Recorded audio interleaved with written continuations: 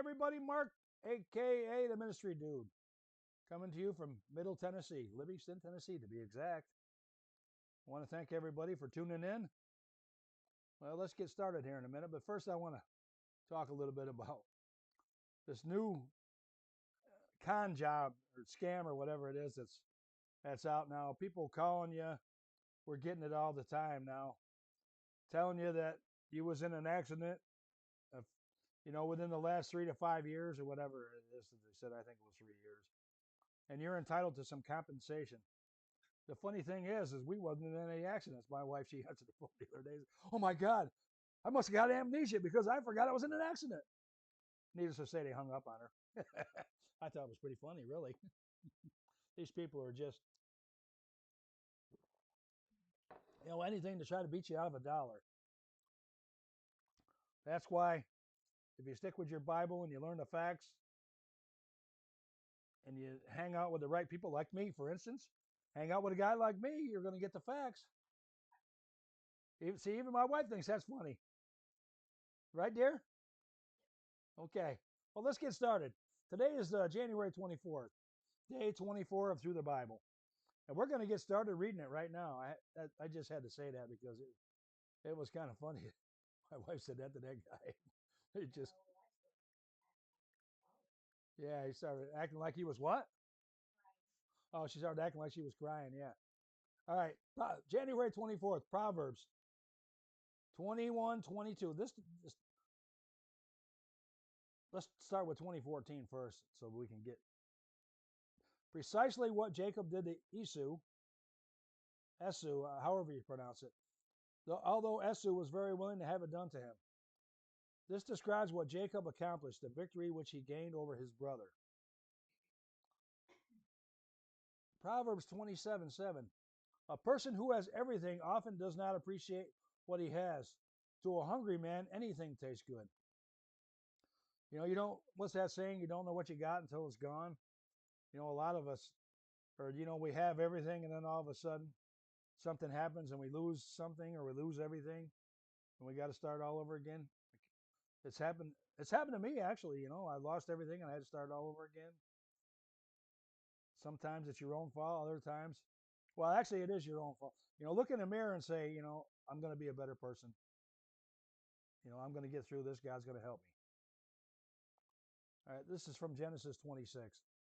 Isaac and Amalek, 26:1. The Abraham-Amalek story occurred in the 2060s BC. It is less than 100 years later, and Isaac and possibly the same Amalek are confronted with the issue of deception with which Amalek previously had to deal with in Abraham. The average lifespan of the times of 140 shows that it is altogether reasonable that Amalek is the central character to both stories. Isn't that funny how back then people lived to be, 140, 200?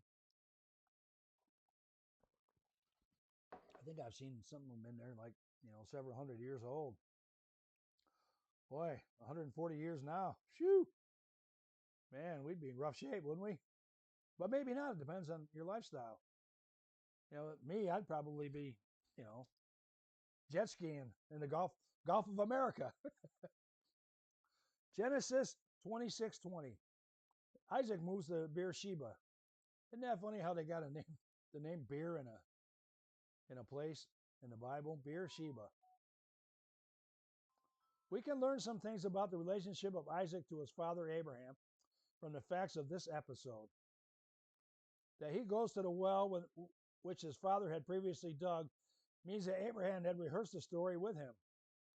They all had been dug before Isaac's birth, so Isaac would not have remembered them from personal experience. Genesis 20, or Genesis 26, 20 and 22. Esek means quarrel. Sitnah means enmity, and Rehoboth means spaciousness. Isaac's temperament is seen as that of patient persistence. When he dug and was repeatedly challenged, he was repeatedly patient and dug again. When finding he was no longer challenged, he gave credit to the Lord. His patient Persistent faith is a good kind to have. Just like, with anything in life, like with business, or you want to say you want to date somebody, or you want to, if you persist, chances are you'll be successful. You just got to be persistent. And if it don't work out, then you chalk it up to experience and you try something else. Genesis 25:18. Ishmael dies. In verse 9, we were told that both Isaac and Ishmael buried their father, Abraham. In this verse, that all of Ishmael's brothers, which would have included the six born to Keturah, and Isaac, buried Ishmael. These two verses show that the rift between Isaac and Ishmael had been healed, at least as early as Abraham's death. Is that Ishmael? Yeah, that's Ishmael, not Ishmael. I'm putting an A in there somewhere. Genesis 27:8. Conferring the blessing was an additional way the father of a family passed on the leadership responsibility and blessings to his son. Rebekah understood the character of her two sons better than Isaac, so she took matters into her own hands to avert a terrible family mistake Isaac was about to make.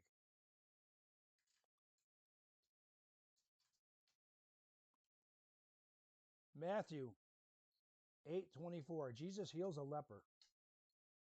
When the leper came forth among the crowd, he violated the law, which kept him isolated from the people.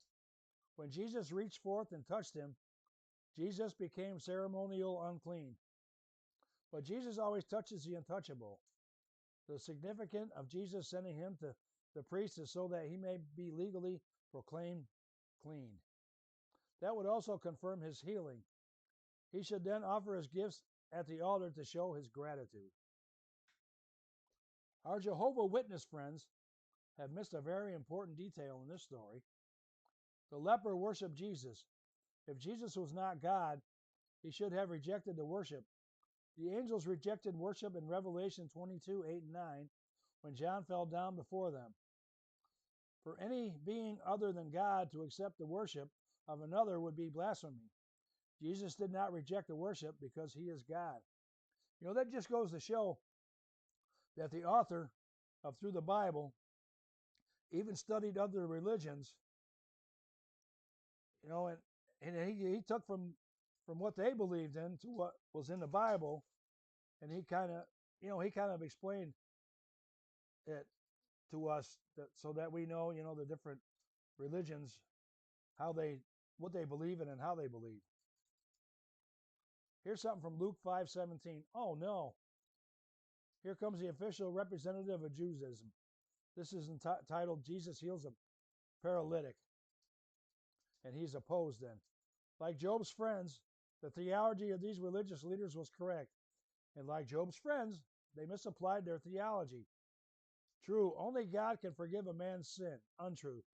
Jesus has no authority to forgive a man's sin. If we sin, we ask Jesus for forgiveness, or we ask God for forgiveness. Some people do not have reality and spirituality. They have superficiality. That's from Adrian P. Rogers. Well, thanks everybody for following along today.